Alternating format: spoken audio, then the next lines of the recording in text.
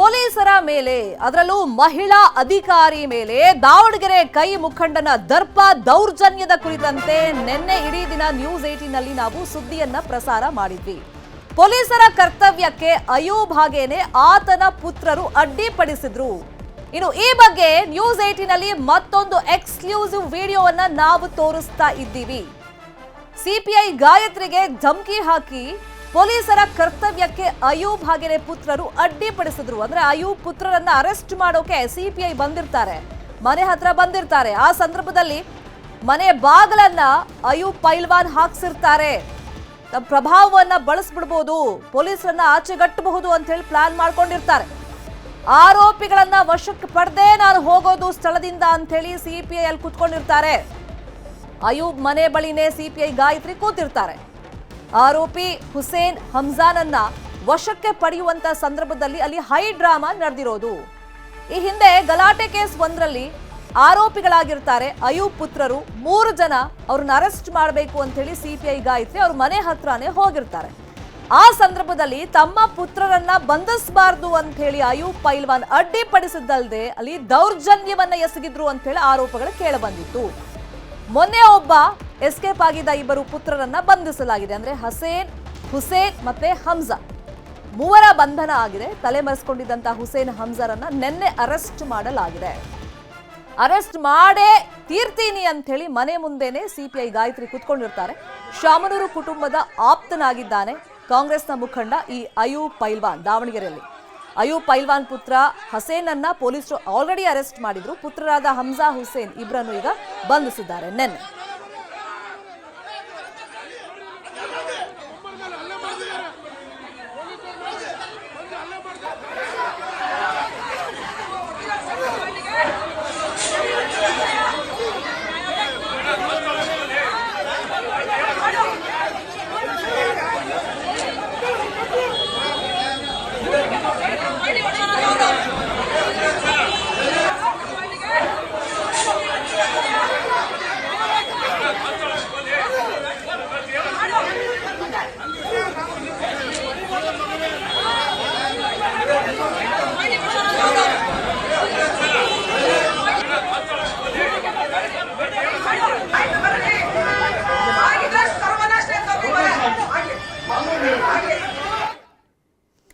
ಕಾಂಗ್ರೆಸ್ ಮುಖಂಡ ಅಯೂಬ್ ಪೈಲ್ವಾನ್ ದೌರ್ಜನ್ಯ ಕೇಸ್ ಸಂಬಂಧ ಒಟ್ಟು 5 ಪ್ರಕರಣಗಳು ದಾಖಲಾಗಿವೆ ಅಂತ ಹೇಳಿ ದಾವಣಗೆರೆಯಲ್ಲಿ ಎಸ್ಪಿ ಉಮಾ ಪ್ರಶಾಂತ್ ಮಾಹಿತಿಯನ್ನು ಕೊಟ್ಟಿದ್ದಾರೆ. ಪ್ರಕರಣ ಸಂಬಂಧ ಹಸೇನ್, ಫೈಜಾನ್, ಅಬ್ರಾರ್, ಅಯಾನ್ ಬಂಧನ ಆಗಿದೆ. ಅಯೂಬ್ ಪೈಲ್ವಾನ್ ವಿಚಾರಣೆ ಮಾಡಿ ನೋಟಿಸ್ ನೀಡಿ ಕಳಿಸಿದ್ದೀವಿ ಅಂತ ಹೇಳಿ ಮಾಹಿತಿಯನ್ನು ಕೊಟ್ಟಿದ್ದಾರೆ. ಇದುವರೆಗೆ ನಾವು 4 ಜನರನ್ನು ಬಂಧನ ಮಾಡಿದ್ದೇವೆ. ಹುಸೇನು, ಫೈಜಾನ್, ಅಬ್ರಾರ್ ಮತ್ತು ಅಯಾನ್ ಅಂತ ಹೇಳಿ. ಅಯೂಬ್ ಪೈಲ್ವಾನ್ ಮಗ ಹಸೇನಿ ಬಂಧನ ಆಗಿದೆ. ಮದೀನಾ ಆಟೋ ಸ್ಟ್ಯಾಂಡ್ ಹತ್ರ ಆಗಿರೋ ಪ್ರಕರಣಕ್ಕೆ 3 ಜನದ ಮೇಲೆ ಕೊಟ್ಟಿದ್ದರು. ಇಲ್ಲಿ ಸಂಬಂಧ ಒಬ್ಬರು ಕೊಟ್ಟಿದ್ದರು. ಅದಕ್ಕೆ ಕೂಡ ಅದರಲ್ಲೂ ಕೂಡ ಬಂಧನವನ್ನು ಮಾಡ್ತೇವೆ. ಅದನ್ನು ಅರೆಸ್ಟ್ ಮಾಡೋಕ್ಕೆ ಹೋದಾಗಲೇ ಕೂಡ ಅವ್ರಿಗೆ ಸ್ವಲ್ಪ ಅವರು ಕೂಡ ಜನ ಇದ್ದಾಗ ಲೇಡೀಸ್ ಎಲ್ಲ ಇದ್ದಾರೆ, ಹಾಗಾಗಿ ಅವರೆಲ್ಲ ಮಧ್ಯೆ ಬಂದಿದ್ದಾರೆ. ಅವರು ಕೂಡ ಪ್ರತಿರೋಧ ಒಡ್ಡಿದ್ದಾರೆ ಅರೆಸ್ಟ್ ಮಾಡಬೇಕಾದ್ರೆ. ಅಷ್ಟೊತ್ತಿಗೆ ನಮ್ಮವರೆಲ್ಲ ಹೋಗಿದ್ದಾರೆ, ಒಬ್ಬನಿಗೆ ಕರ್ಕೊಂಡು ಬಂದಿದ್ದಾರೆ, ಇನ್ನಿಬ್ಬರು ಕೂಡ ತಪ್ಪಿಸ್ಕೊಂಡಿದ್ದಾರೆ. ಅವ್ರಿಗೇ ಅರೆಸ್ಟ್ ಮಾಡಬೇಕು. ಈಗ ಅರೆಸ್ಟ್ ಮಾಡ್ತೇವೆ 100%. ಅವ್ರ ಮನೇಲಿ ಇದ್ದರು ಅಂತಲೇ ಮಾಹಿತಿ ಮೇಲೆ ನಮ್ಮವರು ಹೋಗಿದ್ದರು. ಆವಾಗ ಲೇಡೀಸು ಇವರು ಎಲ್ಲ ಇದ್ದಾಗ ಪ್ರತಿರೋಧ ಒಬ್ರಿಗೊಬ್ರಿಗೆ ಇದಾಗಿದೆ. ಅವರು ಸಡನ್ನಾಗಿ ಅಷ್ಟು ಪ್ರತಿರೋಧ ಒಡ್ತಾರೆ ಅನ್ನೋದು ಇದಿಲ್ಲದೆ ಇರೋದ್ರಿಂದ 4-5 ಜನ ಇದ್ದರು. ಇಮಿಡಿಯೇಟಾಗಿ ಕರೆಸ್ಕೊಂಡಿದ್ದಾರೆ. ಅಷ್ಟರೊಳಗೆ ಇವನನ್ನು ಕರ್ಕೊಂಡು ಬಂದಿದ್ದಾರೆ. ಹೌದು, ಒಂದು ಅಟ್ರಾಸಿಟಿ ಕೇಸ್ ಆಗಿದೆ. ಅವ್ರು ನಮ್ಮ ಸಿಬ್ಬಂದಿಗೆ ಆ ಥರ ಪದವನ್ನು ಬಳಸಿದ್ದಾರೆ ಅಂತ ಹೇಳಿ ಕೊಟ್ಟಿದ್ದಾರೆ. ಅದ್ರ ಬಗ್ಗೆ ಕೂಡ ನಾವು ಕೇಸನ್ನು ಮಾಡಿದ್ದೇವೆ. ಆ ಥರದ್ದು ಕಂಡು ಬಂದಿಲ್ಲ. ಅವರೇನೋ ಕ್ರಿಕೆಟ್ ಮ್ಯಾಚ್ ಆಡ್ತಾಯಿದ್ರು, ಅದ್ರ ಸೋತಾದಮೇಲೆ ಇದ್ರ ಸಂಬಂಧ ಏನೋ ಸೋಷಿಯಲ್ ಮೀಡಿಯಾದಲ್ಲೂ ಮೆಸೇಜ್ ಹಾಕಿದ್ರು ಅಂತ ಹೇಳಿ, ಹೀಗಾಗಿ ಒಬ್ರಿಗೊಬ್ರು 2 ಹುಡುಗರು ಸಂಬಂಧ ಇದು ಗಲಾಟೆ ಆಗಿರ್ತದೆ. ಅಲ್ಲಿಂದ ಇಲ್ಲಿಗೆ ಬಂದಮೇಲೆ ಅದೇ ಕಂಟಿನ್ಯೂ ಮಾಡಿದ್ದಾರೆ. ಇನ್ನುವರೆಗೆ ಅದು ರಾಜಕೀಯದಾಗಲಿ ಬೇರೆದು ಯಾವುದು ನಮಗೆ ಕಂಡು ಬಂದಿಲ್ಲ. ಅಲ್ಲಿ ಕ್ರಿಕೆಟ್ ಆಡ್ತಾಯಿದ್ರಂತೆ, ಏನೋ ಸೋತಾದಮೇಲೆ ಇನ್ನೊಂದು ಆಡೋಣ ಹುಡುಗರು ಗಲಾಟೆ ಮಾಡ್ಕೊಂಡಿದ್ದಾರೆ ಅಷ್ಟೇ. ಅದಷ್ಟೇ ನಮಗೆ ಇದುವರೆಗೆ ವಿಚಾರಣೆಯಲ್ಲಿ ತಿಳಿದು ಬಂದಿದೆ. ಅವರು ಸಿಕ್ಕಿದ ಮೇಲೆ ಇನ್ನು ಫರ್ದರ್ ನಮಗೇನಾಗಿದೆ ಅಂತ ತಿಳ್ಕೊಳ್ಳಿಕ್ಕಾಗುತ್ತೆ. ಇದುವರೆಗೆ ನಾವು 4 ಜನರನ್ನು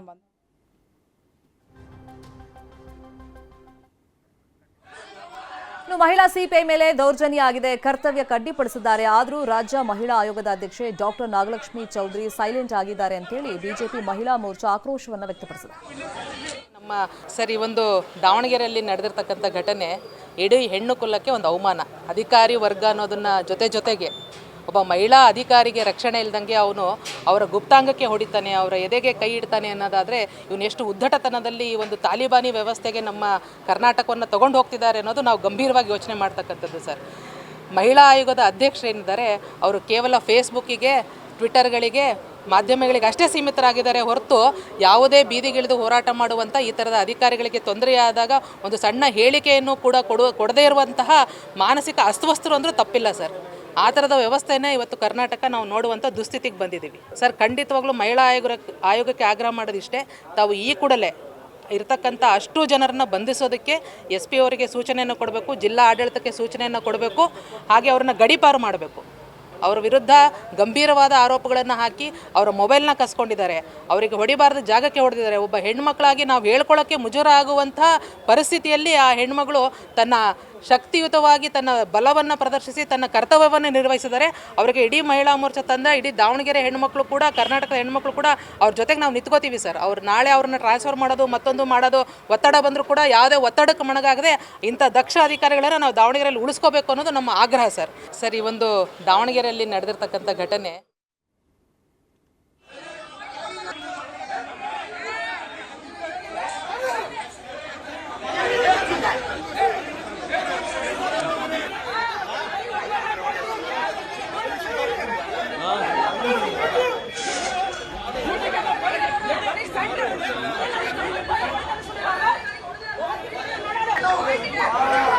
ಇದು ದಾವಣಗೆರೆಯಲ್ಲಿ ಅಯೂಬ್ ಹಾಗೇನೆ ಪುತ್ರರ ದೌರ್ಜನ್ಯದ ಪ್ರಕರಣ.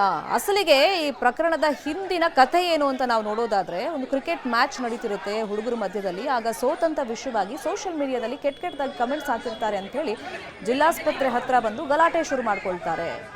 ಆ ಗಲಾಟೆ ತಾರಕಕ್ಕೆ ಇರುತ್ತೆ. ಆ ಗಲಾಟೆಯಲ್ಲಿ ಈ ಪೈಲ್ವಾನ್ ಪುತ್ರರು ಇನ್ವಾಲ್ವ್ ಆಗಿದ್ದಾರೆ ಅಂತ ಹೇಳಿ ಅವರನ್ನು ಅರೆಸ್ಟ್ ಮಾಡಬೇಕು ಅಂತ ಹೇಳಿ ಅಧಿಕಾರಿಗಳು ಬರ್ತಾರೆ, ಅಂದ್ರೆ ಪೊಲೀಸರು ಬರ್ತಾರೆ. ಅವ್ರ ಮನೆ ಹತ್ರ ಬಂದಾಗ ಮಹಿಳಾ ಅಧಿಕಾರಿ ಅಂತಾನು ನೋಡದೆ ಆಕೆ ಮೇಲೆ ಧಮಕಿ ಹಾಕಿ ದೌರ್ಜನ್ಯ ಮಾಡಿದ್ದಾರೆ ಅಂತೆಲ್ಲ ಆರೋಪಗಳು ಕೇಳಿಬಂದಿದೆ.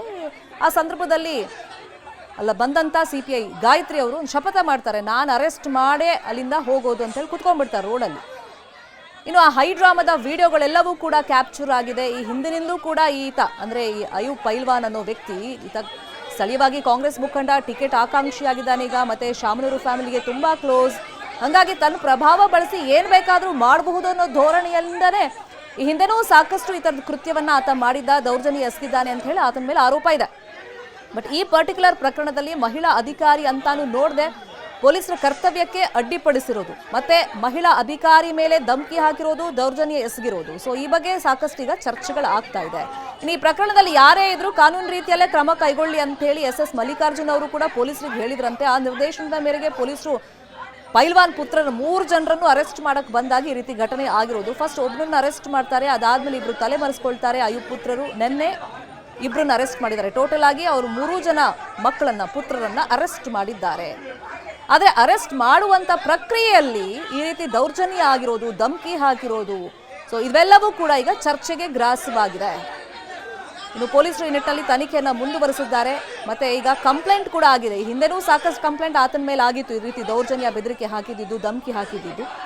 ಈ ಪರ್ಟಿಕ್ಯುಲರ್ ಪ್ರಕರಣದಲ್ಲಿ ಒಟ್ಟು 5 ಕೇಸ್ಗಳು ಪೊಲೀಸರು ದಾಖಲು ಮಾಡಿಕೊಂಡಿದ್ದಾರೆ ಅಂತ ಹೇಳಿ ಮಾಹಿತಿ ಇದೆ. ಒಂದು, ಪೊಲೀಸರ ಕರ್ತವ್ಯಕ್ಕೆ ಅಡ್ಡಿಪಡಿಸಿರೋದು, ಮಹಿಳಾ ಅಧಿಕಾರಿ ಅಂತಾನು ನೋಡದೆ ಅವ್ರಿಗೆ ಧಮಕಿ ಹಾಕಿರೋದು, ಜೊತೆಗೆ ಫಿಸಿಕಲಿ ಅವ್ರನ್ನ ಹರ್ಟ್ ಮಾಡಿದ್ದಾರೆ ಅಂತಾನು ಕೂಡ ಆರೋಪಗಳು ಕೇಳಿಬಂದಿದೆ. ಆಗಲೇ SP ಉಮಾ ಪ್ರಶಾಂತ್ ಅವರು ಮಾತಾಡುವಾಗ ಹೇಳ್ತಾ ಇದ್ರು, ಇದೆಲ್ಲವನ್ನು ಕೂಡ ನಾವು ಗಂಭೀರವಾಗಿ ಪರಿಗಣಿಸಿದ್ದೀವಿ. ಪೊಲೀಸರ ಕರ್ತವ್ಯಕ್ಕೆ ಅಡ್ಡಿಪಡಿಸಬಾರ್ದು ಯಾರೇ ಆದರೂ ಕೂಡ. ಅಂದರೆ ಅಲ್ಲಿದ್ದಾರೆ, ಮನೆಯಲ್ಲಿ ಮಕ್ಕಳಿದ್ದಾರೆ ಅಂತ ವಿಷಯ ಗೊತ್ತಾಗಿನೇ ನಾವು ಹೋಗಿದ್ದಿದ್ದು, ಅಯೂಬ್ ಮಕ್ಕಳಲ್ಲಿದ್ದಾರೆ ಅಂತ ಅರೆಸ್ಟ್ ಮಾಡಬೇಕು ಅಂತಲೇ ಹೋಗಿದ್ದಿದ್ದು ಪೊಲೀಸರು ಖಚಿತ ಮಾಹಿತಿ ಮೇರೆಗೆ. ಆದರೆ ಪೊಲೀಸರು ಬಂದಂಥ ಸಂದರ್ಭದಲ್ಲಿ ಈ ಅಯೂಬ್ ಪೈಲ್ವಾನೆ ಮನೆ ಬಾಗ್ಲನ್ನ ಮುಚ್ಚಿಸ್ತಾನೆ, ಆತನೇ ಹೊರಗಡೆ ಬರ್ತಾನೆ, ಪೊಲೀಸರಿಗೆ ಕರ್ತವ್ಯಕ್ಕೆ ಅಡ್ಡಿಪಡಿಸದಲ್ಲದೆ ಧಮಕಿಯನ್ನ ಹಾಕಿದ್ದಾನೆ. ಇದು ಕೂಡ ಪ್ರಕರಣ ದಾಖಲಾಗಿದೆ. ಅದಾದ್ಮೇಲೆ ಅಲ್ಲಿ ಹೈ ಡ್ರಾಮಾ ಕ್ರಿಯೇಟ್ ಮಾಡಿದ್ದಾರೆ ಮನೆ ಮುಂದೆನೆ. ಸೊ ಆಗ ಪೊಲೀಸ್ ಅಧಿಕಾರಿ ಅಲ್ಲಿ ಬಂದವರು CPI ಗಾಯತ್ರಿ ರೋಡಲ್ಲೇ ಕುತ್ಕೋತಾರೆ. ಅದೇನ್ ಬೇಕಾದ್ರೂ ಆಗ್ಲಿ, ನಾನು ಮಾತ್ರ ಅವ್ರನ್ನೆಲ್ಲ ಅರೆಸ್ಟ್ ಮಾಡಿ ಕರ್ಕೊಂಡು ಹೋಗ್ತೀನಿ, ಅರೆಸ್ಟ್ ಮಾಡೇ ನಾನು ತೀರ್ತೀನಿ ಅಂತ ಸವಾಲನ್ನ ಹಾಕಿ ಅಲ್ಲಿ ಕುತ್ಕೋತಾರೆ. ಅಲ್ಲಿ ಹೈ ಡ್ರಾಮಾನ ಕ್ರಿಯೇಟ್ ಮಾಡಿದ್ದಾರೆ. ಅಯೂಬ್ ಲೋಕಲ್ ಲೀಡರ್ ಆಗಿದ್ರಿಂದ ಸೊ ಆತನ ಬೆಂಬಲಿಗರು ಕೂಡ ಅಲ್ಲೊಂದಿಷ್ಟು ಜನ ಬರ್ತಾರೆ, ಕರ್ತವ್ಯಕ್ಕೆ ಅಡ್ಡಿಪಡಿಸಿದ್ದಾರೆ ಅಂತೇಳಿ ಆರೋಪಗಳು ಕೇಳಿಬಂದಿದೆ.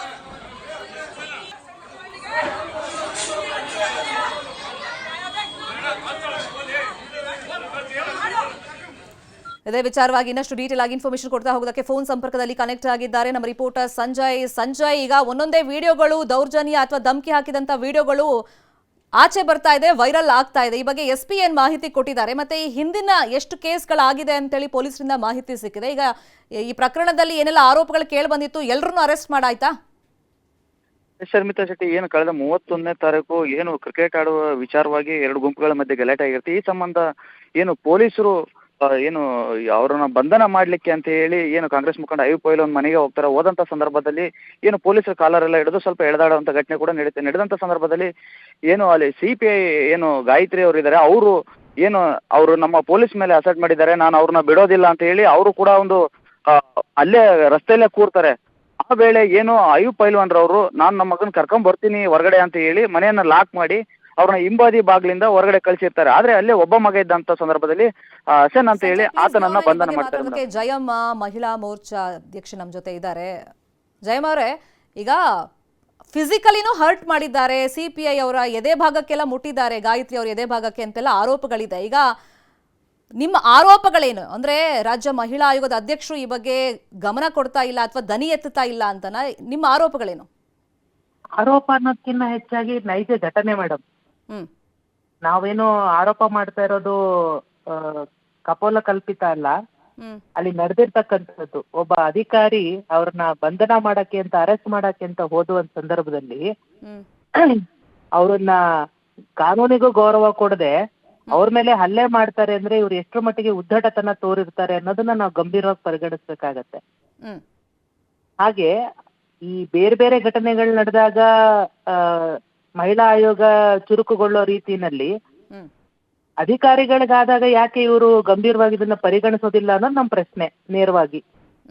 ಈಗ ಶಿಡ್ಲಘಟ್ಟದಲ್ಲಿ ನಡೆದಿರ್ತಕ್ಕಂಥ ಘಟನೆ ಆಗಿರ್ಬೋದು, ನಮ್ಮ ದಾವಣಗೆರೆಯಲ್ಲಿ ನಡೆದಕ್ಕಂಥ ಘಟನೆ ಆಗಿರ್ಬೋದು, ಇಂಥ ಸಂದರ್ಭದಲ್ಲೂ ಕೂಡ ಇವ್ರು ಧ್ವನಿ ಎತ್ತಲ್ಲ ಅಂತಂದ್ರೆ ಮಹಿಳಾ ಆಯೋಗ ಕೇವಲ ಯಾರಿಗೋಸ್ಕರ ಇದೆ? ಹಾಗಿದ್ರೆ ಆ ಹೆಸರೇ ಮಹಿಳೆಯರಿಗೆ ಅಂದ್ಮೇಲೆ ಅವ್ರಲ್ಲಿ ಕುತ್ಕೊಂಡಿರೋರು ಕೂಡ ಒಂದ್ ಮಹಿಳೆಯಾಗಿ ಅವ್ರು ಅರ್ಥ ಮಾಡ್ಕೊಳ್ಳಿಲ್ಲ, ಅಧಿಕಾರಿಗಳಿಗೆ ರಕ್ಷಣೆ ಕೊಡ್ಲಿಲ್ಲ ಅಂತಂದ್ರೆ ನಿಜಕ್ಕೂ ಕೂಡ ಅವರು ಸ್ಪಂದಿಸೋದೇ ಇಲ್ಲ ಅನ್ನಂದ್ರೆ ಹೇಗಾಗತ್ತೆ ಹೇಳಿ ಮೇಡಮ್? ಅವ್ರ ಜವಾಬ್ದಾರಿ ಇಲ್ವಾ ಆಗಿದ್ರೆ? ಅವ್ರ ಉತ್ತರದಾಯಿಗಳಲ್ವಾ ಆಗಿದ್ರೆ? ನಮ್ಮ ಆರೋಪ ಇಷ್ಟೇ ಮೇಡಮ್, ಅಂತ ಗೂಂಡಾವರ್ತನೆ ಮಾಡಿರ್ತಕ್ಕಂಥ, ದಾದಾಗಿರಿ ಮಾಡಿರ್ತಕ್ಕಂಥ, ಅಮಾನುಷವಾಗಿ ನಡೆದುಕೊಂಡಿರ್ತಕ್ಕಂಥ ಈ ಒಂದು ದುಷ್ಟ ಸಂಸ್ಕೃತಿಯನ್ನ ಇವರು ದೂರ ಮಾಡೋದಕ್ಕೆ ಅಂತಂದ್ರೆ ಇವ್ರಿಗೆ ತಕ್ಕ ಪಾಠ ಕಲಿಸ್ಬೇಕು, ಅವ್ರನ್ನೆಲ್ಲರನ್ನೂ ಗಡಿಪಾರು ಮಾಡ್ಬೇಕು ಅನ್ನೋದೇ ನಮ್ದು ಆಗ್ರಹ ಮೇಡಮ್. ಓಕೆ, ಮಹಿಳಾ ಆಯೋಗ ಇದಕ್ಕೆ ಏನ್ ರೆಸ್ಪಾನ್ಸ್ ಮಾಡುತ್ತೆ ನಾವು ಫಾಲೋ ಅಪ್ ಮಾಡ್ತೀವಿ. ಥ್ಯಾಂಕ್ ಯು ಜಯಮ್ಮ ಅವರೇ, ನ್ಯೂಸ್ 18ಗೆ ರಿಯಾಕ್ಷನ್ ಕೊಟ್ಟಿದ್ದಕ್ಕೆ. ಕಾನ್ಫಿಡೆಂಟ್ ಗ್ರೂಪ್ನ ಮಾಲೀಕ ರಾಯ್ ಆತ್ಮಹತ್ಯೆ ಪ್ರಕರಣದ ಸುತ್ತ ಹಲವಾರು ಅನುಮಾನಗಳು ವ್ಯಕ್ತವಾಗ್ತಿದೆ. ನಿಗೂಢತೆ ಹಾಗೆ ಉಳಿದಿದೆ. ರಾಯ್ ಆತ್ಮಹತ್ಯೆ ಬಗ್ಗೆ SIT ತನಿಖೆಯನ್ನ ಚುರುಕುಗೊಳಿಸಿದೆ. ಸದ್ಯದ ತನಿಖೆಯಲ್ಲಿ IT ಪಾತ್ರದ ಬಗ್ಗೆ ಯಾವುದೇ ಸಾಕ್ಷ್ಯಗಳು ಲಭ್ಯವಾಗಿಲ್ಲ ಅಂತ ಹೇಳಿ ಮಾಹಿತಿ ಇದೆ. IT ಅಧಿಕಾರಿಗಳ ನಿರಂತರ ಕಿರುಕುಳದಿಂದ ಈ ನಿರ್ಧಾರಕ್ಕೆ ರಾಯ್ ಬಂದ್ರು ಅಂತ ಹೇಳಿ ಸಾಕಷ್ಟು ಆರೋಪಗಳು ಕೇಳಿ ಬಂದಿತ್ತು. ಆದ್ರೆ ಅದಕ್ಕೆ ಪೂರಕ ಅನ್ನೋ ರೀತಿಯಲ್ಲಿ ಸಾಕ್ಷ್ಯಗಳು ಇದುವರೆಗೂ ಲಭ್ಯವಾಗಿಲ್ಲ. SIT ಇಂದ ದಾಳಿ ವೇಳೆ ಇದ್ದಂತ IT ಅಧಿಕಾರಿಗಳನ್ನ ವಿಚಾರಣೆಗೆ ಒಳಪಡಿಸಲಾಗಿದೆ. ವಿಚಾರಣೆ ವೇಳೆಯ ತನಿಖೆಯಲ್ಲಿ IT ಪಾತ್ರ ಕಂಡು ಬಂದಿಲ್ಲ. ರಾಯ್ ಹಣಕಾಸು ವ್ಯವಹಾರದ ಮಾಹಿತಿಯನ್ನ ಸದ್ಯಕ್ಕೆ SIT ಕಲೆ ಹಾಕ್ತಾ ಇದೆ. ಇನ್ನು ಪ್ರಮುಖವಾಗಿ ಅವ್ರ ಡೈರಿಯಲ್ಲಿ ಕೆಲವರ ಹೆಸರು ಉಲ್ಲೇಖವನ್ನ ಮಾಡಲಾಗಿತ್ತು. ವ್ಯವಹಾರಗಳಿಗೆ ಸಂಬಂಧಪಟ್ಟಂತೆ ಬರೆದಿದ್ರು ಅಂತೆಲ್ಲ ಮಾಹಿತಿಗಳು ಲಭ್ಯವಾಗಿದೆ. ಆ ವ್ಯವಹಾರದ ಕುರಿತಂತೆನೂ ಕೂಡ SIT ತನಿಖೆಯನ್ನ ಮುಂದುವರೆಸಿದೆ. ಪ್ರಾಜೆಕ್ಟ್ ಯಾರ್ಯಾರ ಜೊತೆಯಲ್ಲಿ ಬಿಸ್ನೆಸ್ ಮಾಡ್ತಾ ಇದ್ರು, ಪಾರ್ಟ್ನರ್ಸ್ ಅಂತ ಹೇಳಿ ಯಾರನ್ನೆಲ್ಲ ಇಟ್ಕೊಂಡಿದ್ರು ಅಂತೆಲ್ಲ ಮಾಹಿತಿ ಕಲೆ ಹಾಕಲಾಗ್ತಾ ಇದೆ. FSLಗೆ ಡೈರಿ ರವಾನೆ ಮಾಡಿ ಹ್ಯಾಂಡ್ ರೈಟಿಂಗ್ ಬಗ್ಗೆ ತನಿಖೆಯನ್ನ ಮಾಡಲಾಗ್ತಿದೆ. ಯಾಕಂದ್ರೆ ಅವ್ರ ಚೇಂಬರ್ ಅಲ್ಲಿ ಒಂದು ಡೈರಿ ಸಿಕ್ಕಿತ್ತು. ಆ ಡೈರಿಯಲ್ಲಿ ಹಲವರ ಹೆಸರು ಉಲ್ಲೇಖ ಆಗಿತ್ತು. ಇನ್ನು ಉದ್ಯಮಿ CJ ರಾಯ್ 2 ಮೊಬೈಲ್ಗಳು ಯೂಸ್ ಮಾಡ್ತಾ ಇದ್ರು, ಅದು ಲಾಕ್ ಆಗಿತ್ತು. ಹಾಗಾಗಿ ಅದನ್ನ FSLಗೆ ರವಾನೆ ಮಾಡಲಾಗಿದೆ. ಮೊಬೈಲ್ನಲ್ಲಿ ಡೆತ್ ನೋಟ್ ಇದೆಯಾ ಅಂತ ಹೇಳಿ ಪರಿಶೀಲನೆಯನ್ನ ಮಾಡಲಾಗ್ತಾ ಇದೆ. ಮೊಬೈಲ್ ಲಾಕ್ ಓಪನ್ ಆದ್ರೆ ಈ ಡೆತ್ ಸೀಕ್ರೆಟ್ ಅಥವಾ ಸೂಸೈಡ್ ಸೀಕ್ರೆಟ್ ರಿವೀಲ್ ಆಗುತ್ತೆ ಅಂತ ಹೇಳಿ ತನಿಖೆಯನ್ನ ಮುಂದುವರಿಸಲಾಗಿದೆ. ಮತ್ತೊಂದು ಕಡೆ ಮತ್ತೊಂದು ಆರೋಪ ಕೇಳಿ ಬಂದಿದ್ದು ಹನಿ ಟ್ರ್ಯಾಪ್ದು. ರಾಯ್ ಸಾವಿಗೆ ಹನಿ ಟ್ರ್ಯಾಪ್ ಕಾರಣ ಅಂತ ಹೇಳಿ ಚಕ್ರವರ್ತಿ ಹೇಳಿದ್ರು. SITಗೆ ಈಗ ಈ ಆಂಗಲ್ ಅಲ್ಲೂ ತನಿಖೆ ಮಾಡೋದಕ್ಕೊಂದು ವಿಷಯ ಸಿಕ್ಕಂಗಾಯಿತು. ಹಾಗಾಗಿ ಅವರಿಗೆ ನೋಟಿಸ್ ನೀಡುವಂತ ಸಾಧ್ಯತೆ ಇದೆ ಚಂದ್ರಚೂಡ್ಗೆ. ಹನಿ ಟ್ರ್ಯಾಪ್ ಆಯಾಮದಲ್ಲೂ ಕೂಡ SIT ತನಿಖೆಯನ್ನ ಚುರುಕುಗೊಳಿಸಿದೆ. ಇದೇ ವಿಚಾರವಾಗಿ ಇನ್ನಷ್ಟು ಡೀಟೇಲ್ ಆಗಿ ಇನ್ಫಾರ್ಮೇಶನ್ ಕೊಡ್ತಾ ಹೋಗೋದಕ್ಕೆ ನೇರ ಸಂಪರ್ಕದಲ್ಲಿ ಕನೆಕ್ಟ್ ಆಗಿದ್ದಾರೆ ನಮ್ಮ ರಿಪೋರ್ಟರ್ ಗಂಗಾಧರ್ ವಾಗಟ. ನಿಗೂಢತೆ ಅಂತೂ ಈ ಸೂಸೈಡ್ ಕೇಸಲ್ಲಿ ಇದ್ದೇ ಇದೆ. ಹಾಗಾಗಿ ಬೇರೆ ಬೇರೆ ಆಯಾಮ ಈ ಕೇಸಲ್ಲಿ ಸಿಕ್ಕಿರೋದ್ರಿಂದ ಮೇಜರ್ ಆಗಿ ವ್ಯವಹಾರದ ವಿಷಯವಾಗಿ ಈಗ IT ಅಧಿಕಾರಿಗಳ ಪಾತ್ರ ಇಲ್ಲ ಅಂತ ಒಂದು ಸಾಕ್ಷ್ಯ ಇಲ್ಲ ಅನ್ನೋದು ಗೊತ್ತಾಗಿದೆ. ಹಾಗಾಗಿ ಯಾವ ಕಾರಣ ಹಂಗಾದ್ರೆ? ಒಂದು ಡಿಪ್ರೆಷನ್ಗೆ ಒಳಗಾಗಿದ್ರ, ಇನ್ನೊಂದು ಹನಿ ಟ್ರ್ಯಾಪ್ ವಿಷಯವಾಗಿ, ಜೊತೆಗೆ ಈ ವ್ಯವಹಾರದ ವಿಷಯ, ಏನೆಲ್ಲ ಆಂಗಲ್ ನಲ್ಲಿ ತನಿಖೆ ನಡೀತಾ ಇದೆ?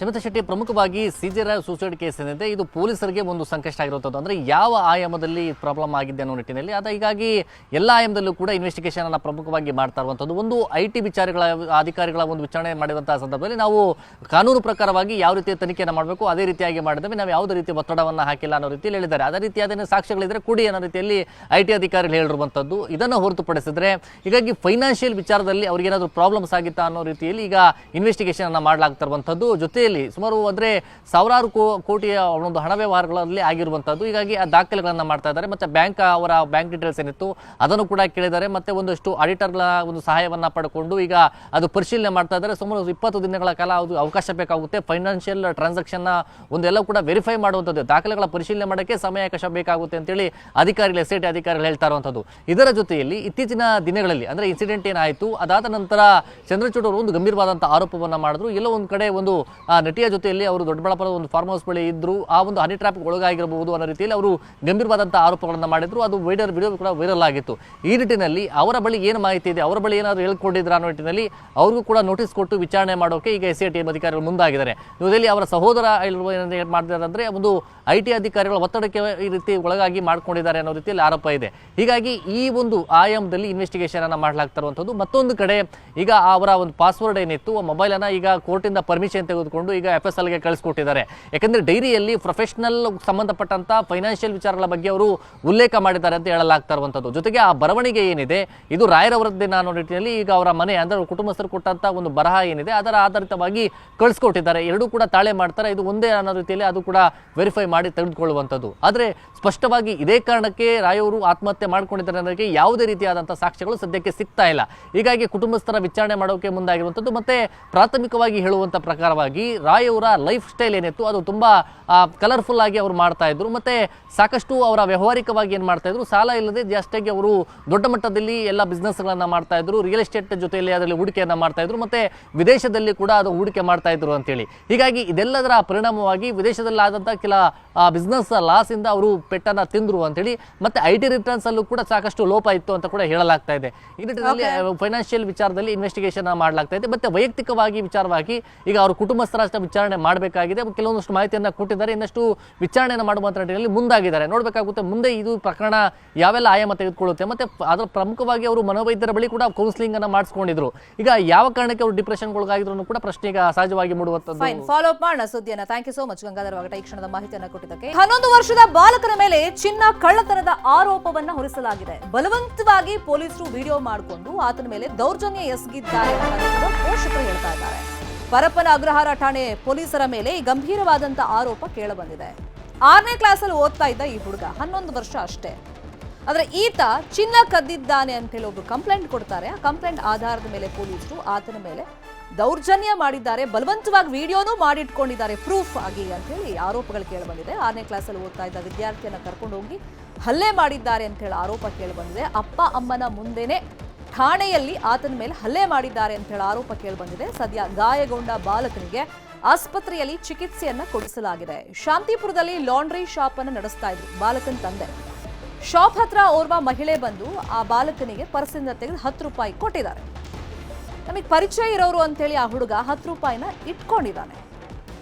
ಬಾಲಕನಿಗೆ ಹಣ ಕೊಟ್ಟ ಮಹಿಳೆ ಬಸ್ನಲ್ಲಿ ಕೃಷ್ಣಗಿರಿಗೆ ಅಂತ ಆಮೇಲೆ ಟ್ರಾವೆಲ್ ಮಾಡಿದ್ದಾರೆ.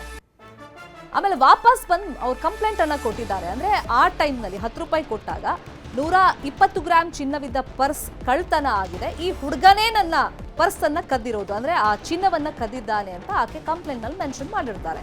ಆ ಕಂಪ್ಲೇಂಟ್ ಆಧರಿಸಿ ಬಾಲಕನನ್ನ ಪೊಲೀಸರು ಠಾಣೆ ಕರೆಸಿದ್ದಾರೆ, ವಿಚಾರಣೆ ಮಾಡಿದ್ದಾರೆ.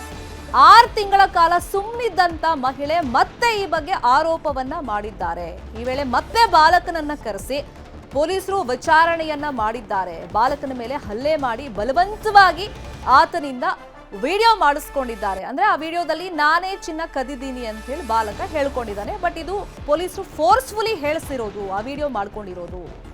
ಸೊ ಈ ವೇಳೆ ಪೊಲೀಸರು ಬಾಲಕನ ತಂದೆಯನ್ನ ಕರೆಸಿ ಧಮಕಿ ಹಾಕಿದ್ದಾರೆ ಅಂತಾನೂ ಕೂಡ ಆರೋಪಗಳು ಕೇಳಿ ಬಂದಿದೆ. ಮನೆಯಲ್ಲಿಟ್ಟಿರುವಂತ ಚಿನ್ನ ಕೊಡಿ ಇಲ್ಲ ಜೈಲಿಗೆ ಹಾಕ್ತೀವಿ ಅಂತ ಹೇಳಿ ಹೆದರಿಸಿದಾರಂತೆ ಇಡೀ ಫ್ಯಾಮಿಲಿಗೆ. ಪೊಲೀಸರ ನಡೆಯಿಂದ ಕುಟುಂಬಸ್ಥರು ಆತಂಕದಲ್ಲಿದ್ದಾರೆ. ಇನ್ನು ಈ 6-7 ತಿಂಗಳು ಸುಮ್ಮನಿದ್ರಲ್ಲ ಮಹಿಳೆ, ಈಗ ಮತ್ತೆ ದಿಢೀರಂತ ಯಾಕೆ ಒತ್ತಡವನ್ನ ಹಾಕ್ತಾ ಇದ್ದಾರೆ, ಮತ್ತೆ ಯಾಕೆ ಈ ಆರೋಪವನ್ನ ಮಾಡ್ತಿದ್ದಾರೆ ಅಂತ ಹೇಳಿ ಸಹಜವಾಗಿ ಆಕೆ ನಡೆ ಬಗ್ಗೆನೂ ಕೂಡ ಒಂದಿಷ್ಟು ಅನುಮಾನಗಳಂತೂ ಈ ಪ್ರಕರಣದಲ್ಲಿ ವ್ಯಕ್ತವಾಗ್ತಾ ಇದೆ. ಮತ್ತೆ ವಾಪಸ್ ಕಳಿಸ್ಬಿಟ್ರು. ಸೆಕೆಂಡ್ ದಿವಸ ನನ್ನ ಒಳಗಡೆ ಈ ಬಗ್ಗೆ ಮಾತಾಡೋದಕ್ಕೆ ಆ ಬಾಲಕನ ತಂದೆ ನಮ್ಮ ಜೊತೆ ದೂರವಾಣಿ ಸಂಪರ್ಕದಲ್ಲಿ ಜಾಯ್ನ್ ಆಗಿದ್ದಾರೆ. ಸರ್ ನಮಸ್ತೆ. ನಮಸ್ತೆ ಮೇಡಮ್.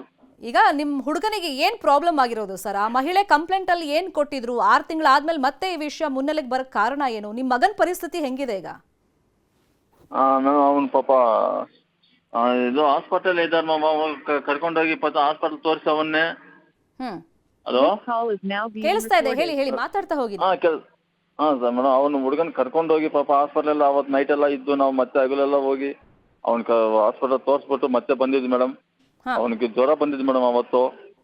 ಅವ್ನ ಹುಡುಗನಿಗೆ ಭಯ ಪಿಸ್ತು, ಅವ್ನು ಏನೇನೋ ಮಾಡಿ ಅವ್ನ ಹುಡುಗನ ಒಪ್ಪಿಬಿಟ್ಟವ್ರು ಮೇಡಮ್ ಪೊಲೀಸ್ ಅವರೆಲ್ಲ ಸೇರಿ ಅವನ್ನೇ.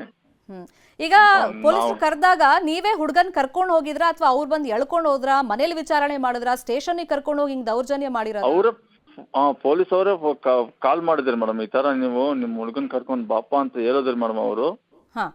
ನಾವು ಹೋಗಿದ್ದೀವಿ. ಸರಿ ಆಯ್ತಾ, ಕಾಲ್ ಮಾಡಿದ್ರಲ್ಲ ಹೋಗಿ ಬರ್ಬೇಕು ಅಂತ ಹೋಗಿ ಬಂದು ಅವತ್ತೆಲ್ಲ ಫುಲ್ಲು ವಿಚಾರಣೆ ಮಾಡಿದ್ರಿ ಮೇಡಮ್ ಅವರು. ನಮ್ಮ ಹುಡುಗ ನಾನು ತಗೊಂಡಿಲ್ಲ, ನಮ್ಗೆ ಏನು ಗೊತ್ತಿಲ್ಲ, ನಾನು ಅಂಗಡಿಯಲ್ಲೇ ಬಿಟ್ಟು ನಾನು ಮೊಬೈಲ್ ನೋಡ್ಕೊಂಡು ಕೂತ್ಕೊಂಡಿದ್ದ ಅಂಗಡಿ ಒಳಗಡೆ. ನಾನು ಆ ಅಮ್ಮ ಯಾರು ಬಂದು 10 ರೂಪಾಯಿ ಕೊಟ್ಟು ಆಟೋ ಬಂದಿದ್ದು, ಆಟೋದೆಲ್ಲ ಹೋದ್ರು ಅವರು ಅಷ್ಟೇ. ನಮ್ಗೆ ಏನು ಗೊತ್ತಿಲ್ಲ. ಬರೀ 10 ರೂಪಾಯಿ ಕೊಟ್ಬಿಟ್ಟು ಸುಮ್ನೆ ಹೋದ್ರಂತ ಅಥವಾ ನಿಮ್ ಕಸ್ಟಮರ್ ಅವರು? ಮೇಡಮ್ ಫಸ್ಟ್ ಸ್ಟಾರ್ಟಿಂಗ್ ಒಂದ್ ದಿವಸ ಬಂದು ಬಟ್ಟೆ ಕೊಟ್ರು ಅಷ್ಟೇ ಮೇಡಮ್ ಅವರು. ಓಕೆ, ಐರನ್ ಮಾಡಕ್ ನಮ್ಮ ಹತ್ರ ಅಷ್ಟೇ ಮೇಡಮ್. ಆಮೇಲೆ ನಾವು ಮತ್ತೆ ಒಂದ್ ದಿವಸ ಬಂದು ಮಾತಾಡೋ ಹೋಗೋದು ಅಷ್ಟೇ ಮೇಡಮ್. ಆಮೇಲೆ ಮತ್ತೆ ಬಂದೇ ಇಲ್ಲ ಮೇಡಮ್ ಅವರು. ನಮ್ಮ ಹುಡುಗನ್ ನಾವು ಎಲ್ಲೋ ಬೇರೆ ಕಡೆ ಹೋಗಿದ್ದು, ನಾವು ದೊಡ್ಡವರು ಇಲ್ಲ ಮೇಡಮ್ ಅವತ್ತು. ಚಿಕ್ಕ ಹುಡುಗನ ಅಂಗಡಿಯೆಲ್ಲ ಬಿಟ್ಟು ಸರಿ ಕಸ್ಟಮರ್ ಬರ್ತಾ ಇದ್ರು, ಬಟ್ಟೆ ಈಸ್ಕೊಂಡು ಮಡ್ಗಪ್ಪ. ಆಮೇಲೆ ಮತ್ತೆ ಅಂಗಡಿ ಕ್ಲೋಸ್ ಮಾಡ್ಕೊಂಡು ಹೋದ್ರೆ ಆಗಲ್ಲ ಅನ್ಕೊಂಡು ಹುಡುಗನ ಇಟ್ಟು ಬಿಟ್ಟು ನಾನು ಒಳಗಡೆ ಇಕ್ಕು ಅವ್ನ ಪಾಪ ಮೊಬೈಲ್ ನೋಡ್ಕೊಂಡು ಒಳಗಡೆ ಕೂತ್ಕೊಂಡಿದ್ದೆ ಮೇಡಮ್. ಅವನು ಆಕೆ ಆ ಮಹಿಳೆ ನಿಮಗೆ ಪರಿಚಯ ಇರೋರ ಅಥವಾ ಅಲ್ವಾ? ಇಲ್ಲ ಮೇಡಮ್, ಅಷ್ಟೊಂದು ಪರಿಚಯ ಇಲ್ಲ ಮೇಡಮ್ ನಮ್ಗೆಲ್ಲ ಅವರು. ಸರಿ, ಈಗ ಅವತ್ತೇನಾದ್ರು ರಾತ್ರಿ ಸ್ಟೇಷನ್ ಅಲ್ಲೇ ಇಟ್ಕೊಂಡಿದ್ರ ನಿಮ್ ಮಗನ ಪೊಲೀಸರು? ಹೌದು ಮೇಡಮ್. ಫಸ್ಟ್ ದಿವಸ ಕರೆದು ಅವನು ವಿಚಾರಣೆ ಮಾಡಿದ್ರು. ಇಲ್ಲ ನಾನು ತಗೊಂಡಿಲ್ಲ ಅಂತ ಹೇಳಿದ್ರು. ಒಂದು ಸಂಜೆ ಗಂಟೆ ಹೋಗಿ ನೈಟ್ ಗಂಟೆ 9 ಗಂಟೆವರೆಗೂ ಇದ್ದು ಅವ್ರು ವಿಚಾರಣೆ ಮಾಡಿದ್ರು. ಇಲ್ಲ ಅಂತ ಹೇಳಿದ್ರು. ಸರಿ ಆಯ್ತು ನಾಳೆ ಬಾಪ ಅಂತ ಹೇಳಿದ್ರು. ಮತ್ತೆ ಮಾರನೇ ದಿವಸ ಹೋಗಿ ಅವನ ಒಬ್ಬನ್ನೇ ಕರ್ಕೊಂಡು ಹೋದ್ರು ಮೇಡಮ್ ಹೊಲಕ್ಕೆ.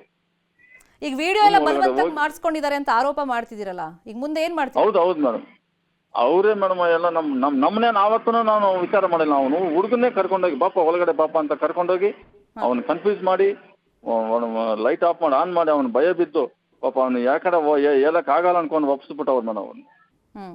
ವಿಡಿಯೋದಲ್ಲ ಆತ ಒಪ್ಕೊಂಡಿದಾನ? ಹೌದು ಮೇಡಮ್, ವಿಡಿಯೋದಲ್ಲಿ ರೆಕಾರ್ಡೇ ಮಾಡ್ಕೊಂಡಿದ್ದಾರೆ ಮೇಡಮ್. ವಿಡಿಯೋ ತರ ಯಾವ ತರ ಮಾಡ್ಕೊಂಡ್ಬಿಟ್ಟವ್ರು ಮೇಡಮ್ ಅವರು. ನೋಡೋಣ, ಫಾಲೋ ಅಪ್ ಮಾಡೋಣ. ಸತ್ಯಾಸತ್ಯತೆ ಏನಿದೆ ಬಯಲಿಗೆ ತರೋ ಪ್ರಯತ್ನವನ್ನು ನಾವು ಮಾಡೋಣ. ಥ್ಯಾಂಕ್ ಯು ಸೋ ಮಚ್ ಮಾತನಾಡಿದ್ದಕ್ಕೆ. ಆಚ ಮಾಡಿಬಿಟ್ಟು ಹಿಂಸಿಚ್ಚು ಹೊಡೆದು ಮತ್ತು ಪೊಲೀಸ್ ಸ್ಟೇಷನ್ ಫಸ್ಟ್ ದಿನ ನನ್ನ ಪೊಲೀಸ್ ಸ್ಟೇಷನ್ ಕರ್ಕೊಂಡು ಹೋಗ್ಬಿಟ್ಟು ಮತ್ತೆ ವಾಪಸ್ ಕಳಿಸ್ಬಿಟ್ರು. ಸೆಕೆಂಡ್ ದಿವಸ ನನ್ನ ಒಳಗಡೆ ಕರ್ಕೊಂಡು ಹೋಗ್ಬಿಟ್ಟು ರೂಮ್ ಒಳಗಡೆ ನನ್ನ ಟಾರ್ಚರ್ ಮಾಡಿಬಿಟ್ಟು ಹಿಂಸಿಚ್ಚು ಹೊಡೆದು ಮತ್ತು ಲಾಸ್ಟಲ್ಲಿ ನಾನು ಹೊಡೆದ್ಬಿಟ್ಟು ನಿಮ್ಮ ಅಪ್ಪ ಅಮ್ಮನ 3 ವರ್ಷ ಜೈಲ್ ಹಾಕ್ತೀನಿ ಅಂತ ಬ್ಲಾಕ್ ಮಾಡಿಬಿಟ್ಟು ನನ್ನ ಹಿಂಗೆ ಒಪ್ಪಿಸಿದ್ದಾರೆ. ಪೊಲೀಸ್ ಸ್ಟೇಷನ್ ಫಸ್ಟ್ ದಿನ ನನ್ನ